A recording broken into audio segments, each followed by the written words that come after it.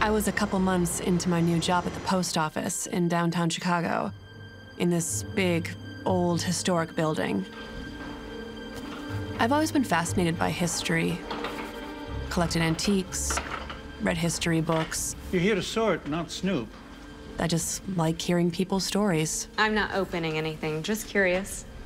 That probably explains why I was always so tempted to snoop through people's letters. Don't you ever wonder what these people are writing to each other?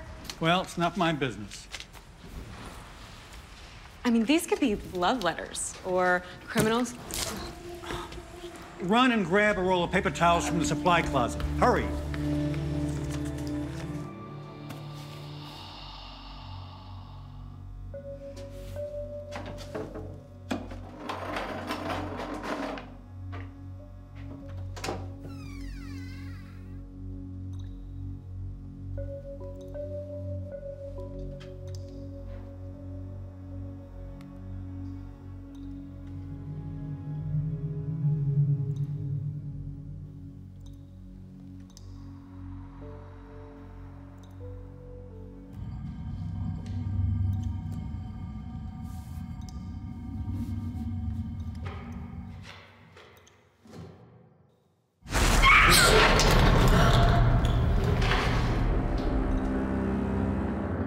Something freaked me out down there, but I was sure it had to be a trick with the light or something. Still, I grabbed that bottle and got the hell out of there.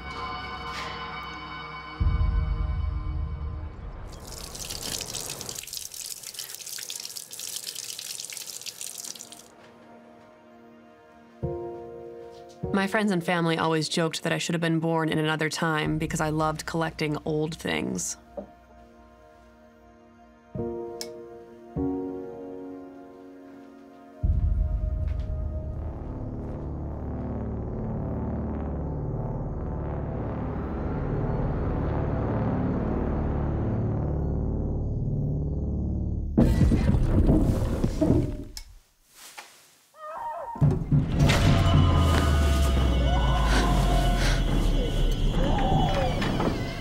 It sounded like it was coming from my neighbor's apartment.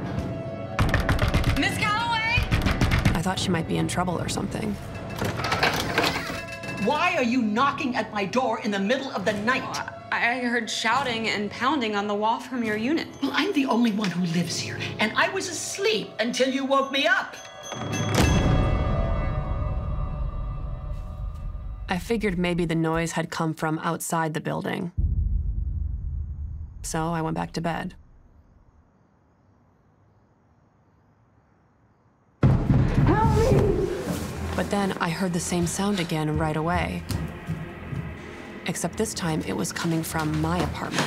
Help me! My bathroom.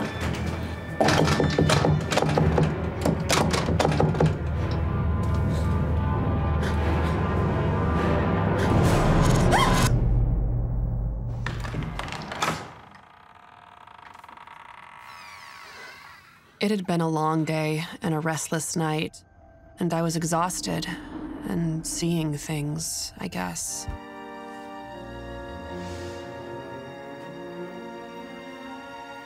The next morning, I tried to just forget about it and started getting ready for work.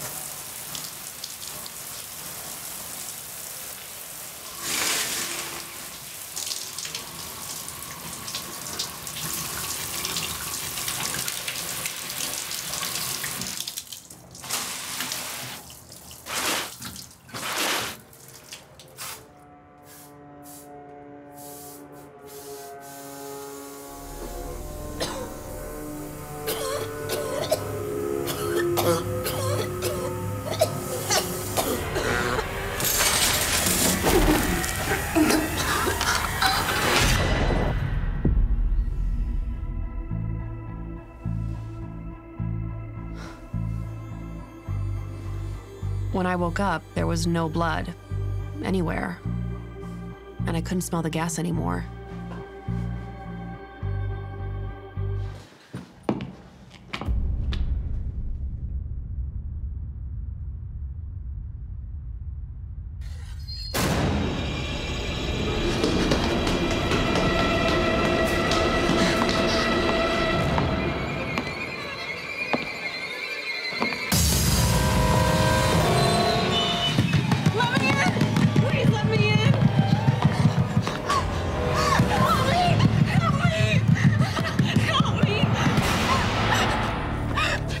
care how long. 4 years now. Never a problem before. When I was being chased, there was a man with a saw. Come on, dear. Come on. Let's get you home. Come on. I was ready to check myself into a mental hospital right at that moment. And if it weren't for my neighbor, I think I would have.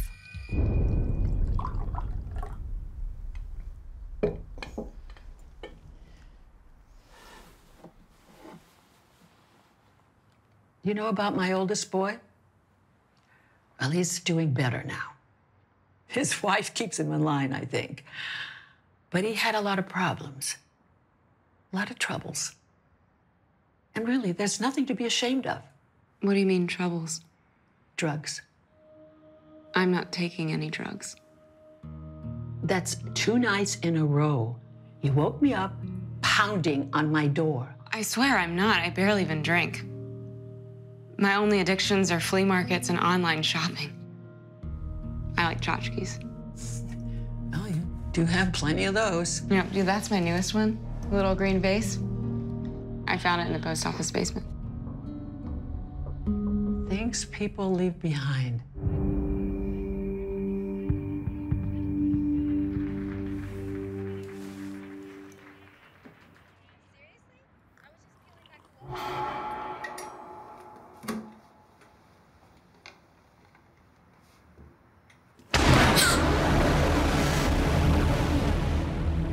It was the same man I saw the night before on the stairs. But then, he was gone. That's when I remembered the bottle. This had all started when I brought it home.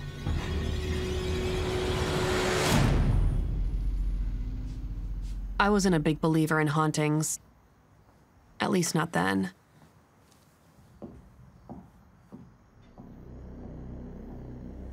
But I wasn't taking any chances. I was gonna put it back where I found it the next morning.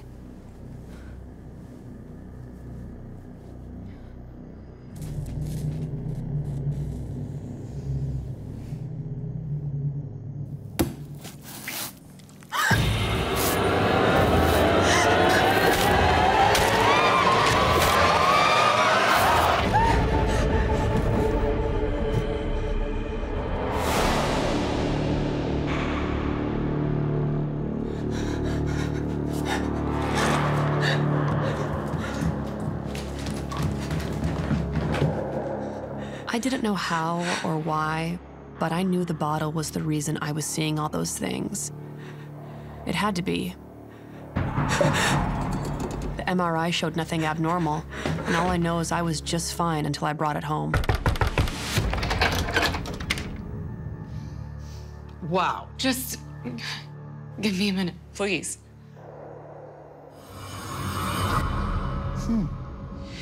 You found it in the basement of the post office, you say?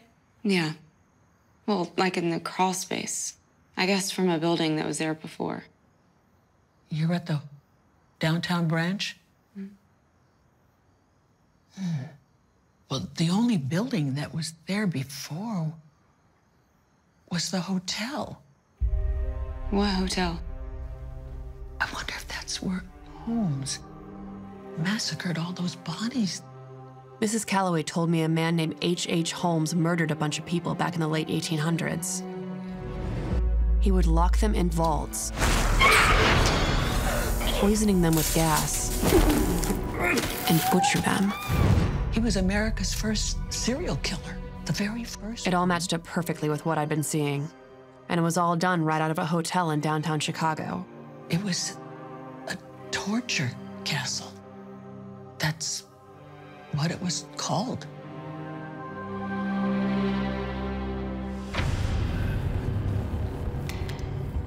I'll never know for sure, but I think that bottle was somehow related to whatever happened down there. And when I brought it into my apartment, something evil came with it. The only thing I do know for sure is that ever since I put that bottle back, I never saw him again.